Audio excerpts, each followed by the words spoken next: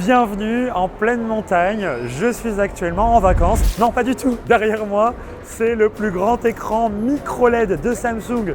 Des écrans de fou. Celui-ci doit coûter dans les 140 000 €.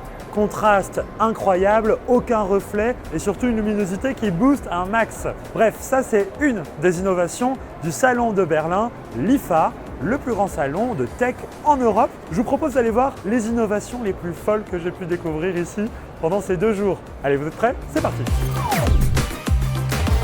Bon, là, c'est du zinzin. Vous êtes prêts pour de la zinzinade? Eh bien, on est en plein dedans. C'est un ordinateur portable qui s'appelle Predator Project Dual Play. Ça reste à l'étape d'un prototype, mais il a un concept qui est vraiment unique et vous allez voir, c'est très surprenant. Alors, regardez cette zone ici brillante. En fait, c'est une zone tactile. Hop, je mets mes 2 doigts et immédiatement, le trackpad s'unlock pour pouvoir se désolidariser du châssis. Le petit détail qui tue, c'est qu'il y a des speakers qui sortent, dont des haut-parleurs additionnels pour pouvoir ajouter un peu de basse et de médium. Et puis maintenant que le trackpad est complètement désolidarisé, et bien qu'est-ce qu'on en fait? Et bien on le tourne et il se trouve qu'il y a une manette de jeu. Et maintenant que j'ai la manette en main, je peux jouer en solo à distance de l'ordinateur et profiter de ce bel écran LCD 4K. Ben voilà, là je peux lancer ma game de Street Fighter et ça part quoi. Et ça s'arrête pas là. Vous connaissez peut-être la Nintendo Switch.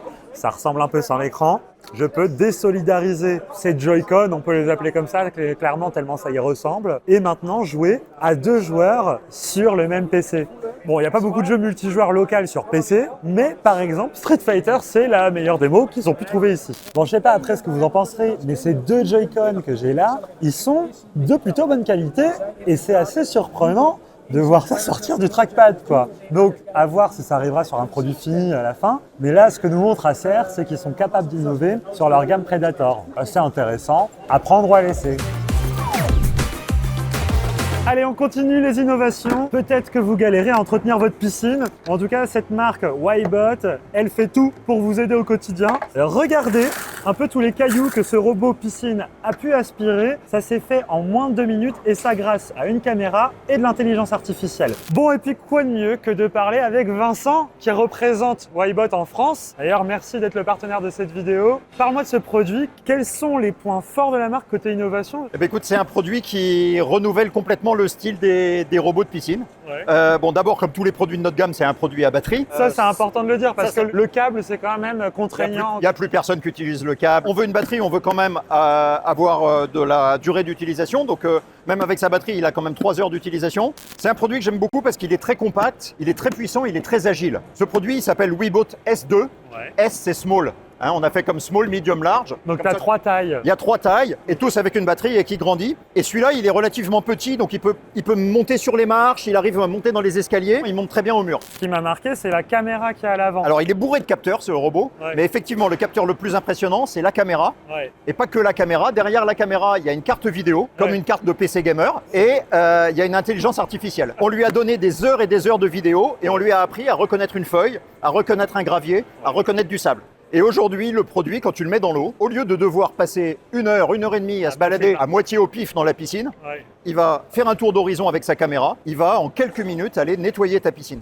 Oui, on le voit sur les démonstrations que tu as fait ici sur le stand, le robot, il spot direct là où il y a de la saleté, hop, il y va direct, il avale tout d'un coup, il n'y a plus rien après son passage. Au final, tu t'en occupes presque plus. Parce que vous avez fait une station de charge là. Attends, quand j'ai vu ça, j'ai vu le machin remonter le mur et aller se charger. On s'inspire du robot que tu as dans ton appartement et le robot automatique que tu as dans ton appartement, il a cette station de charge. Ouais. Et donc on a eu un peu d'adaptation à faire. On a un panneau solaire au-dessus du dock de charge. Et du coup, le panneau solaire va permettre au robot de venir régulièrement rechercher un peu de charge. Donc c'est effectivement un dock qui se met sur la paroi de la piscine et il va être capable de rappeler le robot soit volontairement, soit le robot quand il n'a plus de batterie, il va revenir au dock de charge. On a des produits qui sont bourrés de capteurs. Les capteurs que tu vois, c'est la vision, mais il y a des capteurs ultrasons, il y a des capteurs de vitesse, il y a des capteurs d'inclinaison. Donc on sait tout sur le robot et on lui fait faire exactement le mouvement qu'on veut. Et bien, ce qu'on fait, c'est qu'on met les liens dans la description. Et Vincent, je te remercie d'avoir accepté d'être le partenaire de cette vidéo et de nous permettre comme ça de traiter des produits innovants. Bon allez, on continue le tour sur l'IFA pour découvrir les autres innovations. Allez, parti!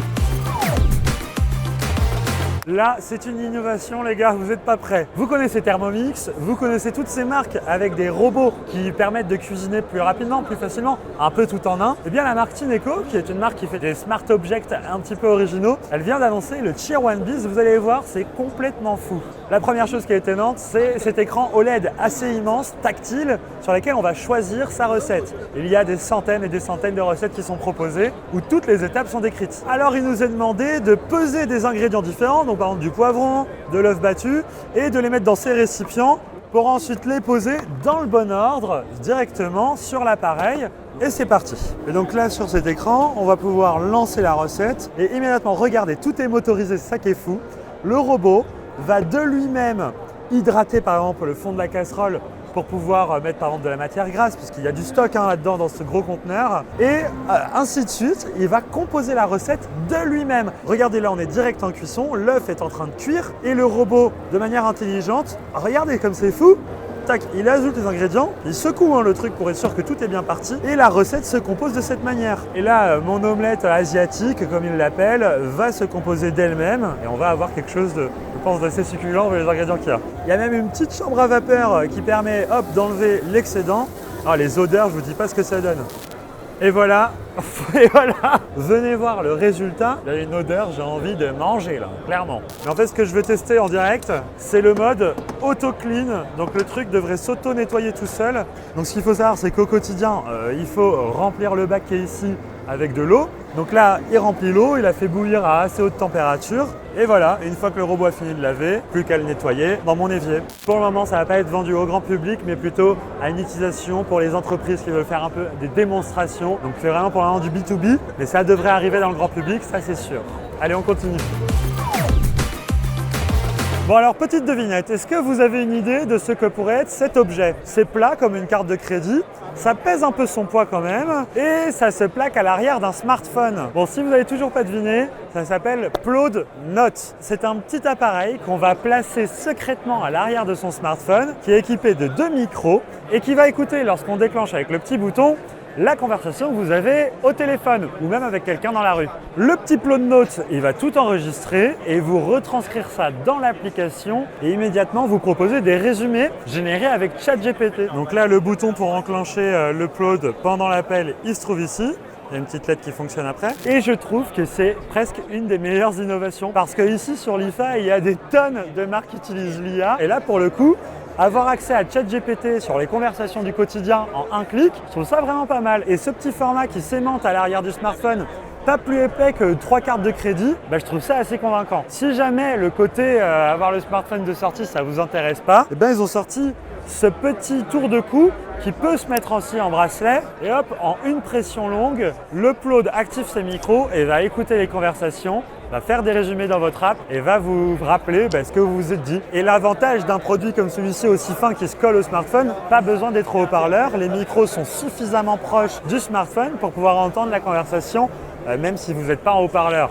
Trop pratique. Bon, c'est plus ou moins éthique, mais moi je trouve qu'on a un vrai usage au travail ou même peut-être dans la vie privée pour certains avec ChatGPT. Si jamais ce produit vous intéresse, sachez qu'il est déjà vendu en France. Il coûte 170 €. C'est à vous de juger si c'est accessible ou pas, mais en tout cas la techno, elle a un vrai usage. Voilà. Alors parfois l'innovation, ça se trouve dans des produits du quotidien. Et par exemple là, j'ai un ventilateur de la marque Shark. Vous allez voir, il est très intéressant. Avec les chaleurs qu'on s'est tapées l'été dernier et qui risquent de continuer en 2024, on sera bien content d'avoir un produit comme celui-ci que je trouve très intelligemment pensé. Évidemment, c'est un ventilateur, il va fonctionner normalement, mais on peut aussi le détacher de sa base pour pouvoir ensuite le poser directement sur une table. Comme ça, on le pose sur la table et on peut profiter du vent où qu'on soit. Il tient sur batterie pendant 20 heures et on peut quand même le raccorder à l'alimentation juste en dessous ici. Et je trouve que le format est intéressant et ça, c'est des petites innovations que je trouve réellement pratiques pour le coup. Bon, puis ils ont été assez loin puisqu'il y a même un accessoire qui permet de se plugger hop juste ici et qui va lancer de la vapeur d'eau, de la brume avec la ventilation pour se rafraîchir encore plus l'été. Là, on est vraiment sur le ventilateur d'intérieur et d'extérieur pour se rafraîchir en forte canicule. Et voilà, c'est la dernière innovation qu'on a pu voir sur le salon de l'IFA à Berlin. J'espère que ça vous aura plu. Je remercie encore une fois Wybot qui est le partenaire de cette vidéo. Et d'ailleurs, je vous invite à aller checker notre compte Instagram ou TikTok où on poste un max d'innovations pour pouvoir vous les présenter le plus rapidement possible. Allez, sur ce, je vous dis à très bientôt. Vive la tech, vive Berlin. Ciao!